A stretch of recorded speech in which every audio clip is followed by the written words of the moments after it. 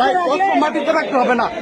যারা এখানে ছিল গুলি করছে তাদেরকে বলেন ক্ষমা চাইতে ক্ষমা চাচ্ছে বলেন।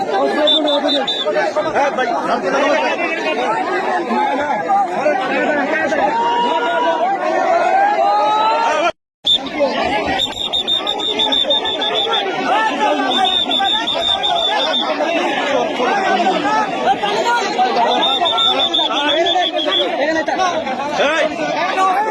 ভাই ওরা তো ক্ষমা চাইছে